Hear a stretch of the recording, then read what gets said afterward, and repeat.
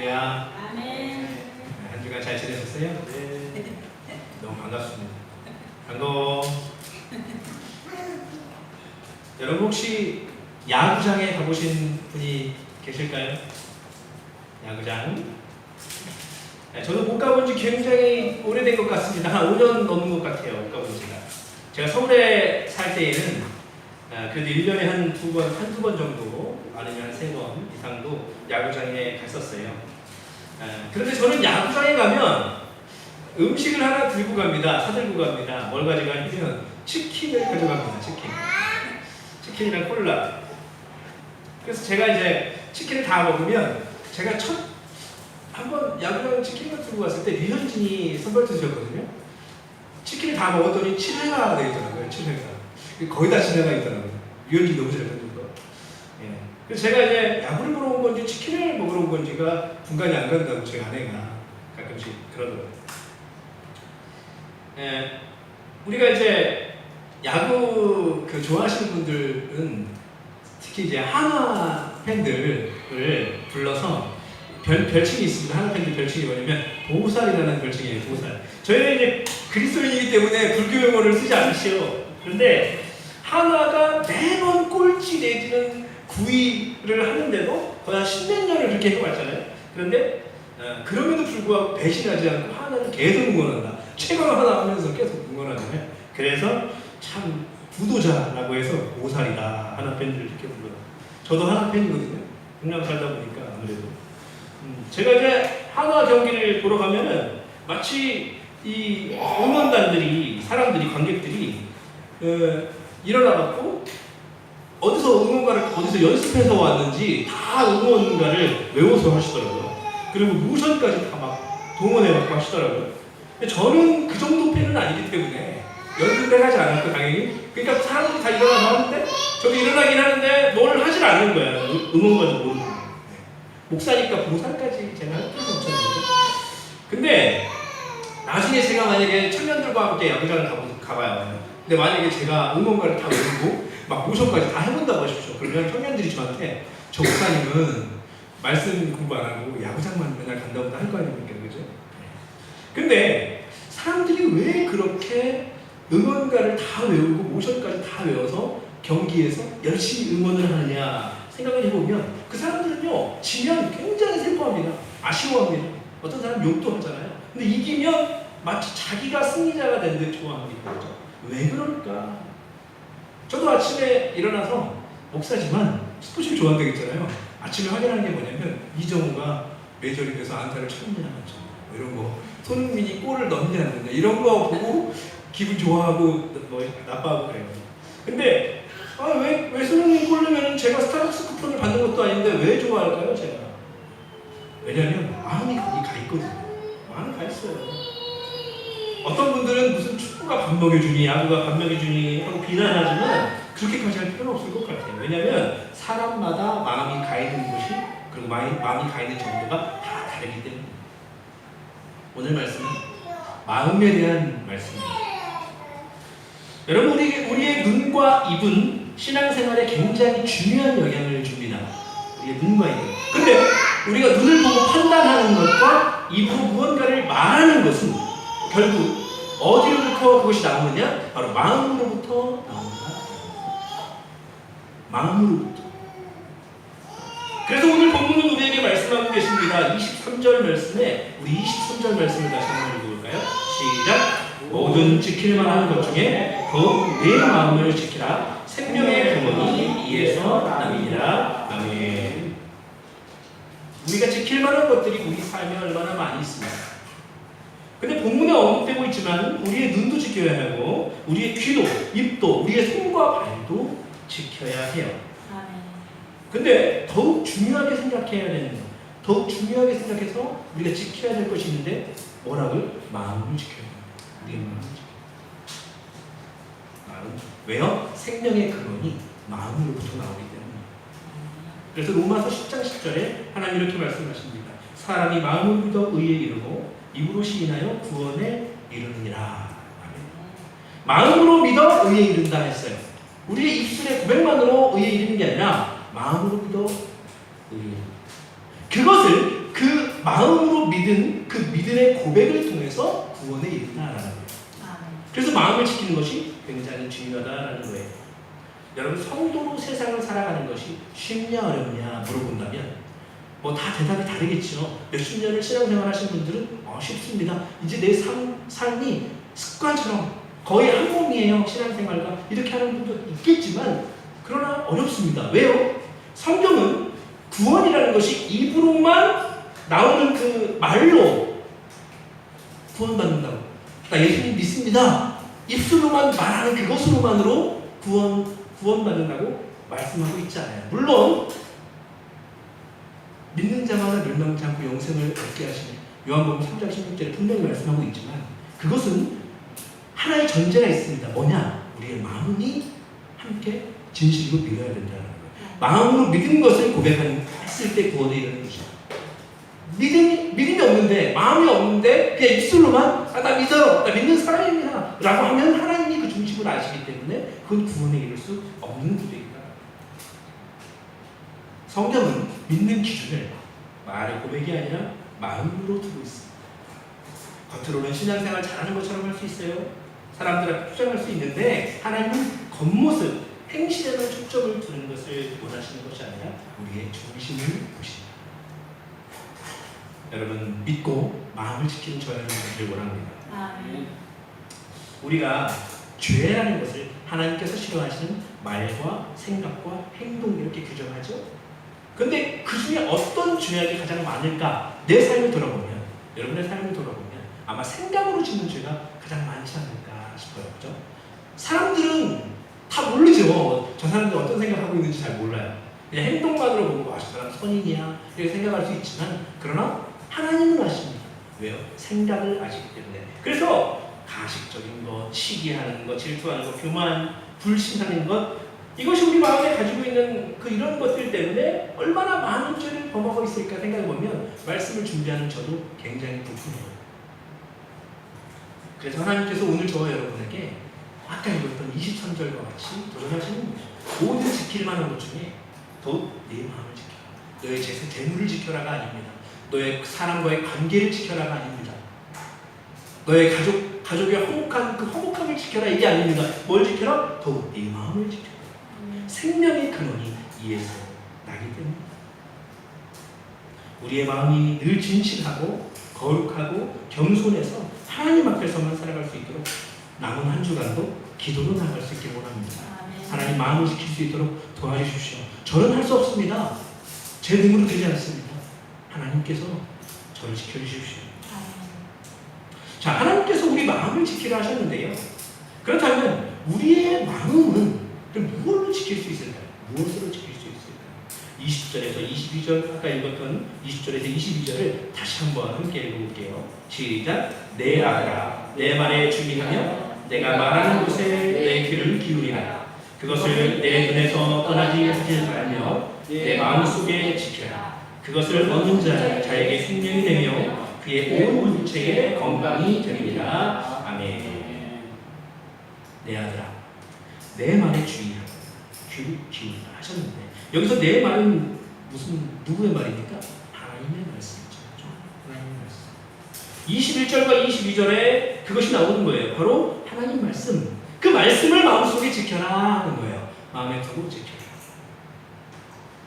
우리가 당신의 마음을 지키는 방법이 무엇입니까? 당신 어떻게 마음을 다스리십니까? 라고 물어볼 때에 어떤 사람은 제가 멘토로 생각하는 어떤 선생님이 늘 제게 조언해 주십니다. 저는 그 선생님의 조언을 듣고 마음을 지킵니다. 할 수도 있고요. 어떤 동역자의 말을 듣고 또 어떤 사람은 어떤 어르신의 말을 듣고 마음을 지킨다라고 말할 수 있을 거예요. 또 어떤 사람은 마음 지키는 거 그런 거 아니에요? 평안하게 잘 쉬면 마음 지킬 수 있습니다. 스트레스 없이 잘 살게 되면 마음을 지킬 수 있습니다. 이렇게 답할 사람도 있을 거예요. 그러나 본문은 하나님께서 우리에게 분명히 말씀하고 계셔요. 그 마음을 지키는 방법은 뭐라고요? 하나님의 말씀입니다. 그런데 하나님의 말씀은 마음을 지키도록 그 마음을 지키는 것만 결과를 낳는 게 아니라 뭐예요? 우리의 육체도 건강하게 하신다. 분명히 22절에 말씀하고 있죠. 온 육체의 건강이 되리라. 마음을 지키는 것이. 육체의 건강 하면 무엇을 대표합니까? 육체의 건강, 우리 인생의 전반이에요. 우리 인생의 전반. 우리의 직장터의 삶에서도, 가정에서의 삶에서도, 또 교회에서의 삶에서도 우리의 육체도 강건케 하시는 하나님 책임져 주신다라는 거예요. 마음에 하나님의 말씀을 지키면 우리의 인생도 지켜주신다는 이 하나님의 약속을 믿으시기 바랍니다. 바라기는 하나님의 말씀을 우리 마음판에 새기고 그 말씀대로 순종하는 삶을 살아가면서 하나님 주시는 영육간의 건강의 복을 누리는 저 여러분 되기를 소원합니다. 그렇다면 여러분, 우리가 우리 마음을 지켜야 하는 이유가 있을 겁니다. 이유.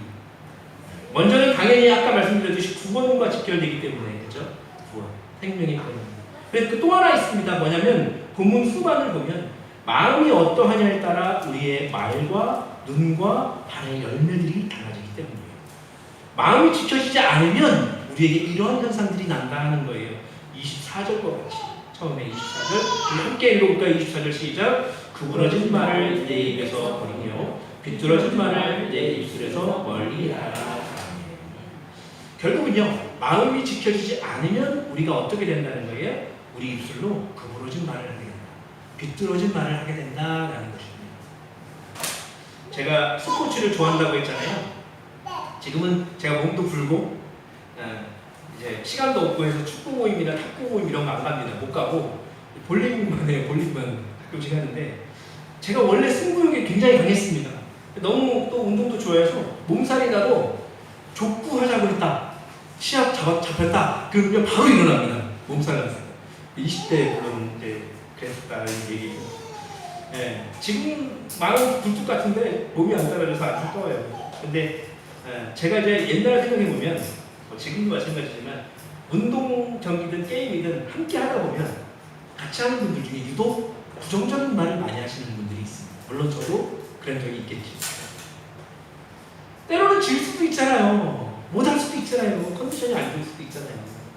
특별히 함께하는 운동일 때에 모든 사람이 다 잘할 수 없잖아요. 다 손흥민이 아니잖아요. 그죠? 그럼 질 수도 있는 거거든요. 근데 중간에 그렇게 나이가 이제 많으신 분들 중에 욕설로 억누르시는 분들이 있어요. 너 뭐하냐? 골 넣어주면 골리파 욕하고 수비 욕하고 그러는 거예요.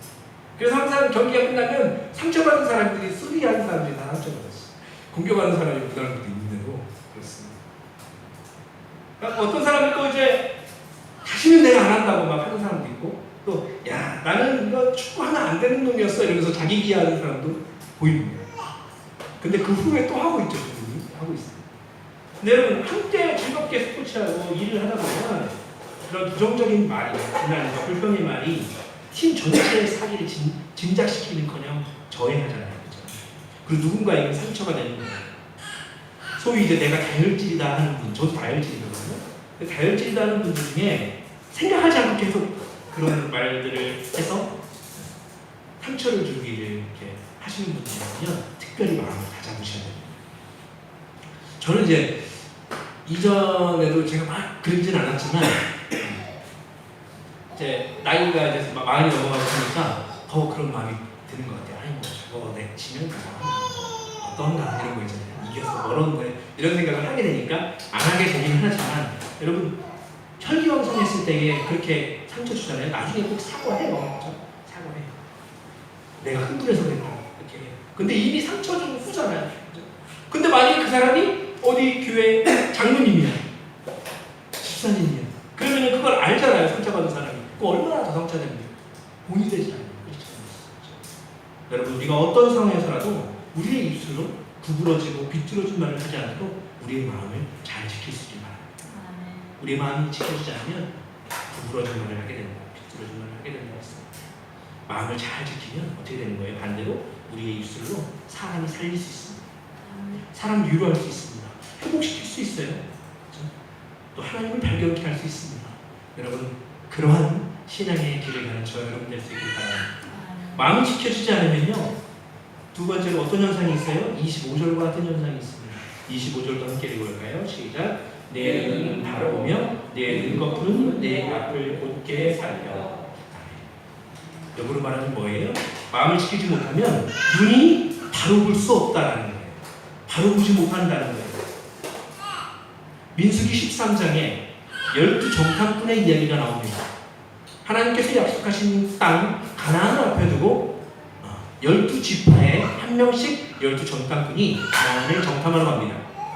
근데 돌아온 그들에게 똑같은 보고가 있습니다. 뭐예요? 야, 과연 하나님의 약속처럼 그곳은 젖과 꿀이 흐르는 땅이었다 하는 거예요. 열매들이 얼마나 큰지, 얼마나 탐스러운지 진짜 하나님이 약속하신 그 땅이 맞다라는 거예요.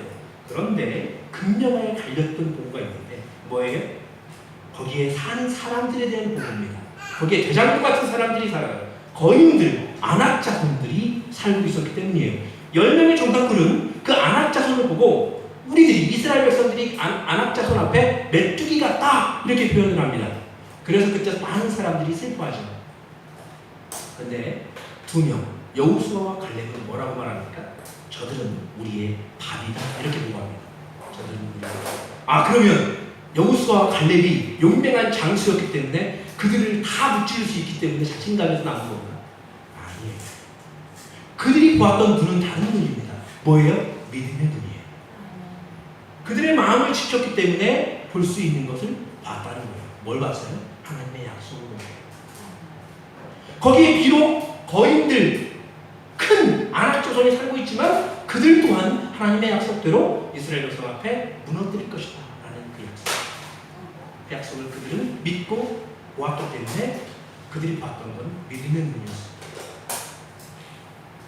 오늘 본문에서 너의 등거풀은 내 앞을 곧게 살펴라 했습니다. 곧게 살펴라. 무슨 얘기입니까? 직진하라는 거예요. 직진한다는 건 뭡니까? 한 곳만 말하는 거예요. 한 곳.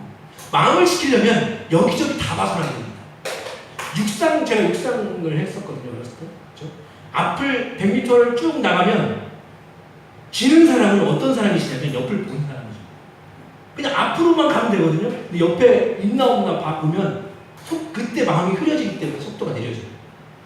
그래서 그냥 앞으로 가는 거예요. 내가 1등한지 2등한지도 몰라요. 그냥. 근데 그때의 성적이 좋게 나오는 거예요. 우리의 신앙도 마찬가지라는 거예요. 한 곳만 바라보는 거예요. 누굴 보라? 하나님을 바라보라. 야, 너를 아프게 하는 세상 보지 마라.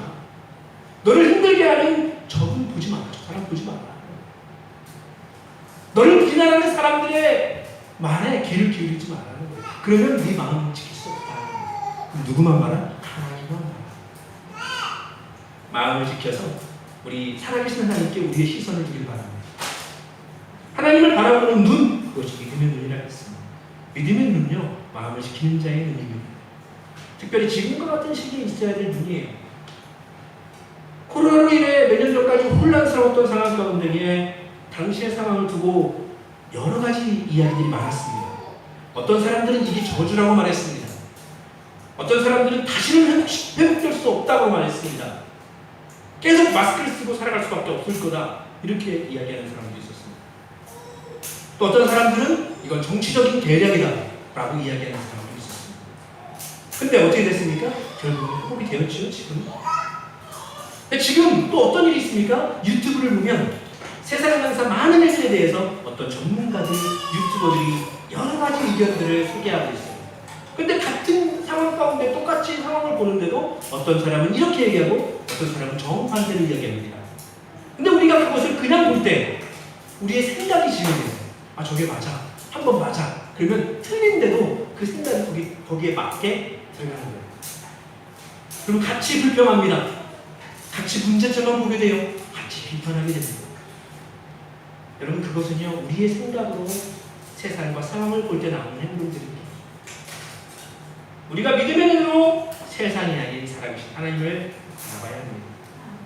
이 시기를 통해서 각자에게 주시는 이 메시지를 발견하시되 부정적인 시각으로만 바라보는 것이 아니라 우리의 삶을 회복시키실 하나님의 은혜의 손길을 기대하면서 믿음의 눈으로 바라보는 저 여러분 되기를 원합니다. 마지막으로요, 마음을 지키지 못하면 우리에게 있는 현상이 하나 더 있다는 거예요. 27절 말씀과 같이 됩니다. 27절 함께 읽어볼게요. 시작. 좌우나 우나 치우치지 말고 내 발을 악에서 떠나게 하라. 아멘.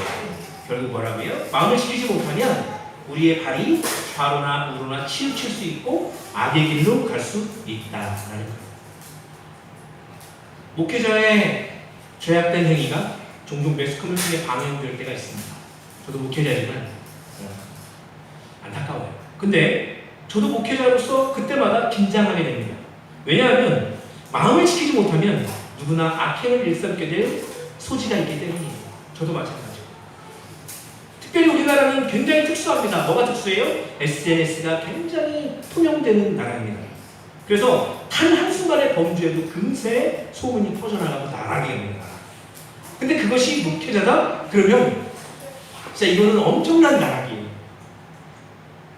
제가 목사가 되고 나서 생각을 하는 것 중에 하나가 전직 전도사라는 말을 기사에 본 적 한 번도 없습니다.